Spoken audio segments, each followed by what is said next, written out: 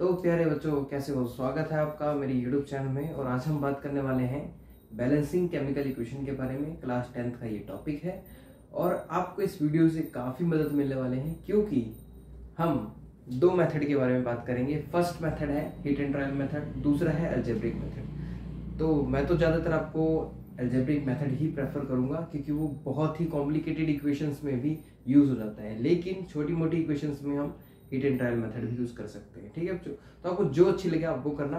चलिए शुरू करते हैं। बच्चों, ये केमिकल इक्वेशन है हमारे पास। दो मैंने एग्जांपल लिए हैं, कुछ मैं एग्जांपल अभी और बताऊंगा आपको, उसके बाद आपको होमवर्क भी दूंगा करने के लिए। ठीक है, तो चलो देखते हैं।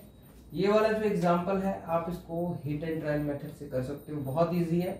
सबसे पहले हिट एंड ट्रायल मेथड में फर्स्ट मेथड जो आपको बताने वाला हूँ उसमें आपने एलिमेंट के नाम लिख लेने हैं। ठीक है, यानी कि जैसे नाइट्रोजन है तो नाइट्रोजन लिख लिया आपने, ऑक्सीजन है ऑक्सीजन लिख लिया। ठीक है, अब आप देखो जरा लेफ्ट और राइट साइड, यानी रिएक्टेड की साइड और प्रोडक्ट की साइड, ऐसे गैप बना लो। ठीक है, रिएक्टेड में क्या क्या है बच्चे? इधर नाइट्रोजन कितने टाइम्स है? 2 है इसके पास। ऑक्सीजन कितने? यहाँ पर भी 2 है। और यहाँ पर कितने नाइट्रोजन? 2 है, ऑक्सीजन 5 है। क्या ये बैलेंस है? नहीं है, क्योंकि आपको पता है बच्चे कि chemical equation law of conservation of mass पे डिपेंड करता है। ठीक है, यानी दोनों साइड रिएक्टेड और प्रोडक्ट दोनों साइड मास सेम होना चाहिए। ठीक है, तो केमिकल इक्वेशन तब बैलेंस होगी। अब ये अनबैलेंस है बिल्कुल, हम इसे बैलेंस करेंगे। ठीक है, अभी आपने देखा यहाँ पर नाइट्रोजन 2 है रिएक्टेड की तरफ और प्रोडक्ट की तरफ 2 है, ये तो बैलेंस है नाइट्रोजन, लेकिन ऑक्सीजन बैलेंस नहीं है। तो हम क्या करते हैं, यहाँ पर ऑक्सीजन को बैलेंस करने के लिए मैं क्या कर सकता हूँ, यहाँ पर अगर मैं इसको 2 से मल्टीप्लाई कर दूं इधर और यहाँ 5 से कर दूं, क्या ये दोनों बैलेंस हो जाएंगे? बिल्कुल हो जाएंगे। ठीक है, तो अगर मैं यहाँ 5 से मल्टीप्लाई कर दूं और यहाँ पर 2 से मल्टीप्लाई कर दूं, क्या ये बैलेंस हो जाएंगे? ऑक्सीजन, सिर्फ ऑक्सीजन। ठीक है, ये दो 5 2 10 बैलेंस है, 5 2 10 बैलेंस है। लेकिन नाइट्रोजन को दिक्कत होगी, यहाँ तो 4 नाइट्रोजन हो गए और यहाँ पर कितने हैं? 2 हैं सिर्फ। तो इसका मतलब मुझे यहाँ पर भी क्या करने पड़ेंगे? अब ये वाला जो है ना साइड मेरा प्रोडक्ट वाला, ये अब 4 हो चुका है। ये क्या क्या हो गया? 4 हो गया, क्योंकि यहाँ पर ये ट्वाइस हुआ तो ट्वाइस तो इसका भी है, राइट? तो 4 हो गया नाइट्रोजन। अब यहाँ पे कितने होने चाहिए? 4, तो मैं यहाँ पर 2 से मल्टीप्लाई कर देता हूँ। ठीक है, तो मेरी बैलेंस इक्वेशन क्या बनी? 2N2 प्लस 5O2 बनेगी रिएक्शन। प्रोडक्ट क्या बनेगा हमारा? 2N2O5। ठीक है, देखो बच्चों, अगली हम करते हैं टाइटेनियम वाली। तो अभी हम हिट एंड ट्रायल से ही कर रहे हैं, इधर मैं दोबारा करूंगा इधर इसी रिएक्शन को। ठीक है, अलजेब्रिक से। ठीक है, तो पहले आप इससे करो, काफी इजी था। सबसे पहले क्या करना है, आपने एलिमेंट के नाम लिखने। टाइटेनियम, यहाँ पर और कौन है? क्लोरीन है। ठीक है, और क्या है? हाइड्रोजन भी है और ऑक्सीजन भी है। ठीक है ना, और तो कुछ नहीं है बस जी। यहाँ पर लिखो रिएक्टेंट, यहाँ पर लिखो प्रोडक्ट, इनको कर दो डिवाइड ऐसे। अब देखो जरा, रिएक्टेंट में कितने टाइटेनियम है? 1 है।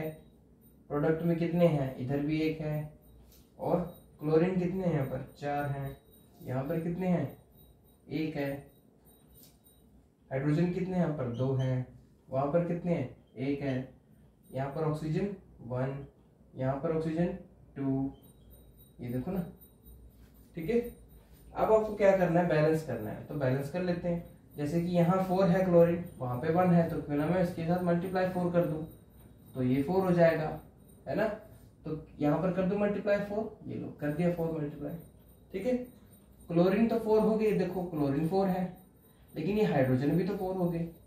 तो अगर हाइड्रोजन यहाँ 4 हो गए, यहाँ पर कितने थे? यहाँ पर तो 2 थे हाइड्रोजन, तो यानी मुझे यहाँ पर क्या करना पड़ेगा? 2 से मल्टीप्लाई करना पड़ेगा हाइड्रोजन को फिल करने के लिए, कंप्लीट मतलब स्टेबल करने के लिए। तो यहाँ पर 2 2 से 4 हाइड्रोजन हो गए, तो मेरे हाइड्रोजन भी यहाँ से 2 मल्टीप्लाई करने पर 4 हो गए। ठीक है, अब मेरे पास यहाँ 4 हो गए हाइड्रोजन, यहाँ 4 हो गए, यानी ये भी बैलेंस हो गया। ठीक है ना, देखो अपने आप ही बैलेंस हो रहा है। 4 हाइड्रोजन, मैंने क्लोरीन को बैलेंस करा, लेकिन ये 4 हाइड्रोजन हो गए थे, तो 4 इधर बना दिया, ये दोनों हो गए बैलेंस, मेरे हाइड्रोजन भी और क्लोरीन भी। ठीक है, बिल्कुल सही है। टाइटेनियम 1 है, यहाँ पर 1 है, ये भी सही है। ऑक्सीजन 2 है, यहाँ पर 2 है, ये 2 इसका भी तो है, ऑक्सीजन का भी हाइड्रोजन का भी, तो ऑक्सीजन भी बैलेंस हो गया मेरा, क्लोरीन भी बैलेंस हो गया। क्योंकि ऑक्सीजन देखो इसके साथ ये 2 अटैच है, तो हाइड्रोजन का भी है और ऑक्सीजन का भी है, तो ये भी मेरा ऑटोमेटिक 2 बन गया। ठीक है, तो इसका मतलब देखो ये भी बैलेंस हो गया, ऑक्सीजन भी, हाइड्रोजन भी, ठीक है, क्लोरीन भी और टाइटेनियम भी, सब बैलेंस हो गया बच्चे। तो हीट एंड ट्रायल मेथड में होता है हम एक को बैलेंस करते हैं, दूसरे वाले को चेक करते हैं इधर आकर कि ये कितने हैं, उसको भी बैलेंस करो, फिर दोनों को चेक करो क्या बैलेंस है। और हाइड्रोजन 4 है, 4 हाइड्रोजन, ऑक्सीजन 2 है, 2 ऑक्सीजन, बिल्कुल राइट हो गया, बैलेंस हो गई इक्वेशन। तो इस तरह से बैलेंस करते हैं इसको। ठीक, अब बात करते हैं अलजेब्रिक मेथड की। अलजेब्रिक मेथड में क्या करना होता है, जैसे ये इक्वेशन में अनबैलेंस इक्वेशन लिख लेता हूँ, यहाँ पर N2 प्लस O2 बनेगा N2O5। ठीक है, ये अनबैलेंस इक्वेशन है बिल्कुल। अब मैं इसको अलजेब्रिक मेथड सेकंड मेथड से करने वाला हूं, सेकंड मेथड, ठीक है, अलजेब्रिक वाला, ये फर्स्ट मेथड था, क्लियर। सेकंड मेथड जो है वो मैं करूंगा अलजेब्रिक से। उसमें क्या करते हैं हम इक्वेशन बनाते हैं, जैसे मैथ की इक्वेशन बनाते हैं, इसीलिए बच्चों को वो लगता है क्योंकि इसमें इक्वेशन आ जाती है, लेकिन अच्छा है करके देखते हैं एक बार। अलजेब्रिक वाला कैसे है बच्चे, यहाँ पर आपको जो भी आपके पास इक्वेशन दे रखी है उसके आगे ABCD कर दो, कोफिशिएंट बना दो, जैसे A इधर बना दो, B इधर बना दो, C, बस, और तो कोई है नहीं। अगर एक और होता आगे, मान लो वाटर तो कुछ होता तो D लिख देते, E लिख देते, F लिख देते, कुछ भी लिख सकते हैं। ठीक है, तो हमने ऐसे आगे इनके कोफिशिएंट बना दिए। अब आपको सबसे पहले मेटल, फिर नॉन मेटल, फिर हाइड्रोजन, फिर ऑक्सीजन, ऐसे लिखना है। तो आप देख लो सीरीज में लिखना है बिल्कुल। तो नाइट्रोजन क्या हो गया, पहला एलिमेंट के नाम तो लिखने हैं ना, लिख लिया नाम, फिर ऐसे बना लो। अगला क्या है, ऑक्सीजन है, लिख लो। अगला क्या है, बस यही 2 है, तो हमें तो दिक्कत ही नहीं है, लो यही 2 है बस, हाइड्रोजन तो है ही नहीं कुछ, ये लो दोनों बना ली हमने। यहाँ ऑक्सीजन, यहाँ नाइट्रोजन और ऑक्सीजन अलग अलग कर ली हमने। अब यहाँ पे चेक करो कि रिएक्टेंट की तरफ कौन है, रिएक्टेंट की तरफ नाइट्रोजन कितने हैं, एक साइड लिखो, रिएक्टेंट की तरफ कितने हैं, 2 है, और इसके साथ क्या मल्टीप्लाई है, A, 2A। मतलब देखो आपको रिएक्टेंट की तरफ लिखना है 2A, रीजन क्योंकि आपने यहां पर कोफिशिएंट A है, तो नाइट्रोजन 2 है, तो आप कैसे लिखोगे, 2A। ठीक है, सपोज यहाँ 4 होता तो आप लिखते 4A। ठीक है, जैसे यहाँ पर 2 है लेकिन यहाँ कोफिशिएंट B है, तो आप लिखोगे 2B ऑक्सीजन के लिए। ठीक है, अभी नाइट्रोजन की बात करते हैं, तो नाइट्रोजन दोनों तरफ से लेंगे आप लोग, एक रिएक्टेंट की तरफ से और एक प्रोडक्ट की तरफ से। ठीक है, और रिएक्टेंट और प्रोडक्ट आपको पता है दोनों के मास इक्वल होते हैं, इसीलिए साइन लगाओ इक्वल का। ठीक है, तो रिएक्टेंट और ये है प्रोडक्ट, ये तो आपको पता ही होता है, रिएक्टेंट जो रिएक्ट करते हैं और प्रोडक्ट जो नया प्रोडक्ट बनता है, यानी जो नया फॉर्मेशन होके एक नया प्रोडक्ट बनता है, एक नई चीज बनती है। ठीक है, वो प्रोडक्ट होती है रिएक्शंस के थ्रू। अब यहाँ रिएक्टेंट में नाइट्रोजन कितने हैं, 2 हैं, इसलिए 2A कोफिशिएंट था। यहाँ पर देखो कितने हैं, प्रोडक्ट में नाइट्रोजन 2 है और कोफिशिएंट क्या है, C है, तो मैं लिख सकता हूँ 2A इक्वल टू 2C। ठीक है ना, 2A इक्वल टू 2C, ये मेरी इक्वेशन बन गई फर्स्ट। दूसरी इक्वेशन ऑक्सीजन के लिए बना रहा हूं मैं, क्योंकि अब तो ऑक्सीजन है, नाइट्रोजन तो फेल हो गए सारे दोनों साइड। ऑक्सीजन देखो, ऑक्सीजन यहाँ पर 2B इक्वल टू, यहाँ पर कितने ऑक्सीजन है, 5C है ना, ये देखो 5C, तो मैं यहाँ लिख रहा हूँ। ठीक है, अब यहाँ पर आपने क्या करना है, A की वैल्यू 1 पुट करनी है। ठीक है, 1, तो देखो यहाँ से वैसे अगर आप डिवाइड करोगे तो कैंसिल ही हो रहा है, A की वैल्यू आ जाएगी 2/2C, तो 2 से 2 cancel, A equal to C।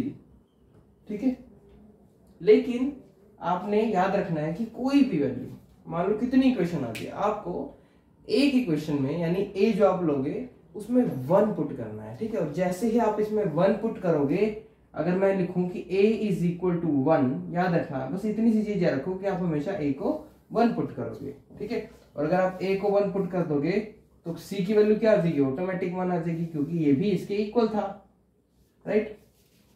तो 2 वैल्यू तो आपके पास आ चुकी है। अब बात है ये वाली B की वैल्यू। B की वैल्यू कैसे निकालेंगे, B इक्वल टू में 5/2C, ये समझ के कैसे हुआ, ये 2 भी दोनों आपस में मल्टीप्लाई में है, तो 2 मल्टीप्लाई वाली चीज उधर जाके डिवाइड हो जाएगी, तो ये 5/2 और ये C साथ में ही है इसके, तो B तो आपके पास ये आ गया है। ठीक है, अब b की वैल्यू तो है नहीं आपके पास क्या है, c की वैल्यू, c की वैल्यू 1 है, तो यहाँ पुट कर दो। तो b is equal to 5/2 into 1 क्या होगा, वही होगा। तो इसका मतलब b की वैल्यू 5/2 आ गई। 5/2 आने पर b की वैल्यू, अब जरा यहाँ पे पुट करो b की वैल्यू, ये रही 5/2, राइट। यहाँ पे पुट कर दो 5/2, यानी मैं यहाँ पर कुछ इस तरह से इक्वेशन बना सकता हूँ इसको। ये देखो, ये 5/2 पुट कर रहा हूँ मैं यहाँ पे, ठीक है। और यहाँ पर 1 है सब जगह। अब एक बात बताओ, रैशनल में तो कभी वैल्यू होती नहीं, आपने पढ़ा होगा, कभी भी इक्वेशन ऐसे थोड़ी होती है 1/2, 3/2, 4/2, ऐसा नहीं होता कभी, वो हमेशा होल नंबर में होगी, ठीक है। तो होल नंबर में बनाने के लिए हम क्या करेंगे, इसको अगर मैं पूरी इक्वेशन को, इस पूरी इक्वेशन को 2 से मल्टीप्लाई कर दूं तो ये कट जाएगा, ये 2, राइट। तो मैं क्या करता हूँ, पूरी इक्वेशन को मल्टीप्लाई 2 कर देता हूँ। तो मल्टीप्लाई 2 करने पर ये c क्या आ जाएगा यहाँ पे, जो कि पहले तो 1 था c की वैल्यू, तो ये भी 2 बन जाएगी, और a की वैल्यू भी 1 थी, ये रही है ना, तो वो भी क्या बन जाएगी, 2 बन जाएगी। और ये 5/2 था, अब 5/2 मल्टीप्लाई 2 क्या होता है, 5/2 मल्टीप्लाई 2, 2 से 2 कैंसिल आएगा 5, तो ये 2 कैंसिल हो जाएगा, यानी आपकी इक्वेशन क्या बनेगी, 2N2 5O2 बन के जाएगा नाइट्रोजन 2N2O5। देखो जरा यही है यहाँ पर भी 2N2 5O2 5O2, ठीक है, बनेगा 2N2 प्लस O5, बन गया, क्लियर। तो आप ऐसे करो इक्वेशन से, या फिर direct hit and trial method use करो, दोनों ही बड़े सिंपल मेथड हैं, ठीक है। मैं एक और इक्वेशन करके दिखाऊंगा, क्योंकि मुझे पता है हिट एंड ट्रायल सबको जल्दी याद होता है, इसमें थोड़ी सी दिक्कत होती है, तो उसको भी एक बार और करेंगे ताकि आपको क्लियर हो जाए, राइट। तो बच्चों ये वाला क्वेश्चन आ गया हमारे पास। ये क्वेश्चन बहुत इजी है, आप दोनों मेथड से करके देखना, मैं अलजेब्रिक से करा रहा हूं ताकि आपको अलजेब्रिक मेथड आ जाए, ठीक है। बिल्कुल इजी है। आपको सबसे पहले क्या करना है, same hit and trial method की तरह ही सबसे पहले एलिमेंट्स के नेम लिख लेने हैं, ठीक है। कुछ इस तरह से, जैसे कार्बन को लिख लिया C, सिंबल बना लिया। अगला क्या है, ऑक्सीजन, हाइड्रोजन भी है, ठीक है, बस और तो कोई नहीं है, जितने लिखने थे सारे लिख लिया आपने। ऑक्सीजन हाइड्रोजन को आप चाहे ऐसे लिख लो, हाइड्रोजन को पहले लिख लो, सीक्वेंस में चल लेते हैं, ठीक है, हाइड्रोजन फिर ऑक्सीजन, राइट। अब आपने क्या करना है, सबसे पहले यहाँ पर कोफिशिएंट देने हैं। ये बन जाएगा A, मैंने इसको दे दिया, इसको दे दिया B, इसको दे दिया C और इसको दे दिया D, ठीक है। इस तरह से कोफिशिएंट दे दिए हमने। अब हमने क्या करना है, इक्वेशन के लिए सबसे पहले देखना है कि कार्बन रिएक्टेंट की तरफ कितने हैं और प्रोडक्ट की तरफ कितने हैं, और दोनों को इक्वल पुट कर देना है। जैसे कि कार्बन देखो रिएक्टेंट की तरफ 2 है, तो मैं लिख सकता हूं 2A, यहां पे लिख लो 2A, ठीक है। और यहां पर कितने कार्बन, तो प्रोडक्ट की तरफ एक ही तो है, अगर कोई सिंगल है तो इसका मतलब वो 1 है उसके पैर में, ठीक है, ये 1 है, तो वहां पर क्या इक्वल टू C, सिंपल। अब देखो जरा, यहाँ पर हाइड्रोजन कितने हैं, यहाँ पर 6 है पूरे, तो 6A लिख सकता हूं ना मैं, ये लो मैंने 6A लिख दिया, ठीक है। अब प्रोडक्ट की तरफ देखो, हाइड्रोजन कितने हैं 2D, मैं यहाँ लिख सकता हूँ 2D, राइट। और ऑक्सीजन कितने हैं यहाँ पर रिएक्टेंट की तरफ, एक तो ये है 1A, यहाँ पर लिख लो A, 1A मतलब A, और प्लस में 2B, क्लियर हुआ। यानी कि आपके पास अगर कभी ऐसे 2 आ जाए तो आप प्लस में ले सकते हो। ये देखो जैसे कि मैंने यहाँ पर करा, अभी क्या करा हमने, देखो यहाँ पे ऑक्सीजन एक इसके पास था, 2 इसके पास थे, तो हमने एक के कोफिशिएंट के साथ जितने ऑक्सीजन थे वो लिख दिए, एक ही था। अगर यहाँ 2 होते तो मैं 2A लिखता, लेकिन यहाँ पर एक था तो इसलिए मैंने 1A यानी कि A लिख दिया, प्लस 2B क्योंकि यहाँ पर 2 ऑक्सीजन है तो रिएक्टेंट की तरफ ना, इसीलिए हमने रिएक्टेंट की तरफ ही लिखे। फिर इक्वल का साइन लगाया। अब प्रोडक्ट वाले की तरफ देखते हैं, ऑक्सीजन यहाँ पर 2C, एक तो ये रहा, प्लस एक ये भी तो है ऑक्सीजन जो कि D के साथ है, तो हम लिखेंगे ओनली D क्योंकि यहाँ पर एक ही ऑक्सीजन है, राइट। तो ये आपके पास 3 इक्वेशन बन चुकी है। अब इस इक्वेशन का यूज करके हम A, B, C, D की वैल्यू निकालने वाले हैं। तो A की वैल्यू तो बच्चे यहाँ पर इजिली आ रही है, जो कि क्या है C/2 है ना, मैथमेटिकल इक्वेशन बन रही है, मल्टीप्लाई में है वो डिवाइड में चला गया, A की वैल्यू C/2 आ गई। यहाँ पर A की वैल्यू क्या बन रही है 2/6 और ये इंटू में d, यानी कि हम इसको और भी लिख सकते हैं, जैसे कि 2 1 ज़ा 2, 2 3 ज़ा 6, तो a की वैल्यू क्या आएगी 1/3 इंटू d। तो ये आ रही है a की वैल्यू एक और हमारे पास, ठीक है। और यहाँ पर क्या आ रही है हमारे पास वैल्यू, बहुत आएंगे अभी देखना। अब मेरा सबसे बेस्ट काम जो होने वाला है वो क्या होने वाला है, मैं a की वैल्यू 1 पुट करूंगा ऑलवेज, ठीक है, हमेशा, और मुझे आंसर में इजीली मिल जाएगी। जैसे ऑलवेज पुट, मैं यहां लिख रहा हूं always put a equal to 1। अब a को इक्वल टू 1 पुट करने पे मेरे पास वैल्यू आने वाली है किसकी, देख लो जरा। a को अगर मैं 1 पुट कर दूं तो a की वैल्यू तो 1 है ही मेरे पास, राइट, लेकिन मुझे यहां से c की वैल्यू मिलने वाली है। देखो कैसे, अगर मैं यहाँ पर a की वैल्यू पुट करूं, ये रहा, a की वैल्यू पुट कर दूं इसी इक्वेशन में, ये देखो 2 × 1 इज इक्वल टू c, तो मेरे पास c की वैल्यू क्या आ गई 2 आ गई, राइट, तो मेरे पास c की वैल्यू आ चुकी है। अब मैं वहां पे इजिली पुट कर सकता हूँ c की वैल्यू, ठीक है, और यहाँ b की वैल्यू भी निकाल सकता हूँ इजिली। कैसे, यहाँ a की वैल्यू मैं 1 पुट कर रहा हूँ इक्वल टू 1/3 इंटू d। अब ये डिवाइड वाली चीज उधर जाके मल्टीप्लाई, 3 1 ज़ा 3 इक्वल टू d, तो मेरे पास d की वैल्यू भी आ गई। बहुत बढ़िया, मेरे पास a, c और d ये तीनों आ चुके हैं, ठीक है।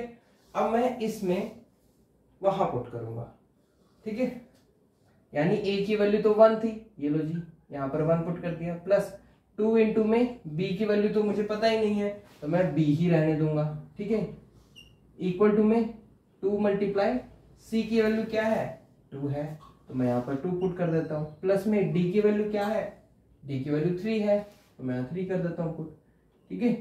तो मेरे पास 2 2 ज़ा 4 हो गया, प्लस में 3 और ये 2b, ये प्लस का 1, ठीक है। अब देखो ये 4 और 3 कितने हो गए 7, ये 1 यहाँ पर पॉजिटिव था, उधर ले जाएंगे इसको तो क्या बन जाएगा नेगेटिव हो जाएगा, तो नेगेटिव का 1 यानी -1 हो गया वहां जाके, और ये 2b का 2b रहा मेरे पास, तो 7 - 1 कितना हो गया 6 हो गया, और b की वैल्यू क्या आ जाएगी 2 नीचे चला जाएगा डिवाइड में, ठीक है, तो ये आ जाएगी मेरे पास 2 1 ज़ा 2, 2 3 ज़ा 6, यानी b की वैल्यू मेरे पास आई है 3। अब मेरे पास a b c d चारों की वैल्यू हो चुकी है, मेरे को मिल चुकी है। अब मैं अपनी इस इक्वेशन में पुट कर देता हूं, मेरा आंसर आ जाएगा, ठीक है। तो मेरी बैलेंस इक्वेशन क्या बनेगी, यहाँ पर मैं a की वैल्यू पुट कर रहा हूँ, a की वैल्यू क्या थी 1, तो मैं यहाँ पर 1 पुट कर देता हूँ, ठीक है। ये लो b की वैल्यू क्या है 3, लो यहाँ पर 3 पुट कर देता हूँ मैं, ठीक है, और c की वैल्यू क्या है 2, यहाँ पर 2 पुट कर देता हूँ, ठीक है, और d की वैल्यू क्या है 3, यहाँ पर 3 पुट कर देते हैं, और देखते हैं क्या हमारी इक्वेशन बैलेंस हुई। चलो देखो यहाँ पर हमारे पास देखो कार्बन कितने होने चाहिए, रिएक्टेंट की तरफ कितने हैं 2, उधर प्रोडक्ट में भी 2 हैं, हाइड्रोजन कितने हैं 6, हाइड्रोजन वहां पर भी 6 है, ऑक्सीजन कितने हैं यहाँ पर, एक तो ये रहा 6, ये रहे 7 है टोटल, यहाँ देख लो 4 और 3 7 है, बिल्कुल सही है, ठीक है। हमारे सारे हाइड्रोजन ऑक्सीजन बैलेंस है, ये हमारी होगी बिल्कुल बैलेंस इक्वेशन, ठीक है। तो इस तरह से करते हैं, एक बार मैं रिपीट कर देता हूं आपको। हमने क्या करा, पहले यहाँ पर a b c d coefficient लिए, उसके बाद जो रिएक्टेंट की तरफ थे जितने, जैसे यहाँ 2 कार्बन है तो 2 लिखा था, ठीक है, और प्रोडक्ट में देखो कितने कार्बन थे उस समय 1 था तो इसलिए 1 लिखा था, फिर यहाँ से इक्वेशन बनाई। सेम ऐसा हमने हाइड्रोजन के साथ भी करा, जितने हाइड्रोजन रिएक्टेंट की तरफ थे जितने प्रोडक्ट की तरफ थे, इक्वल टू का साइन लिख के लिख लिए दोनों तरफ। ऐसा इसके साथ भी करा, ऑक्सीजन के साथ भी, और इक्वेशन बनाई। इक्वेशन में सबसे हमारा लास्ट काम होता है मेन काम, जो कि a की वैल्यू 1 पुट करो ऑलवेज, आपको सारी इक्वेशन के आंसर मिल जाएंगे। तो a की वैल्यू 1 पुट करी, हमें c की वैल्यू मिली, फिर हमने a की वैल्यू से ही जो a और c की वैल्यू आई उसकी मदद से n की वैल्यू निकाली, b की वैल्यू निकाली, d की वैल्यू निकाली, ठीक है। तो सारी इक्वेशन हमें a की वैल्यू 1 पुट करने पे मिल जाती है, ठीक है। ये हो गया algebraic method. Hit and trial method से भी बहुत इजी है, चलो दूसरा हिट एंड ट्रायल से करके देखते हैं एक बार।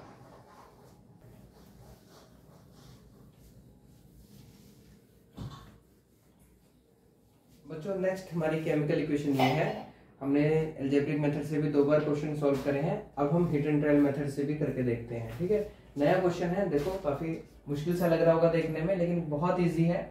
आपको क्या करना है, हिट एंड ट्रायल मेथड में सबसे पहले तो जो भी एलिमेंट्स है उनको लिख लो। कैल्शियम है, क्लोरीन है, सोडियम है यहाँ पर, और फास्फोरस भी है, ऑक्सीजन भी है। ठीक है, और तो कोई नहीं है? नहीं है जी, बिल्कुल। अब यहाँ पर रिएक्टेंट और प्रोडक्ट ऐसे अलग अलग लिख लो।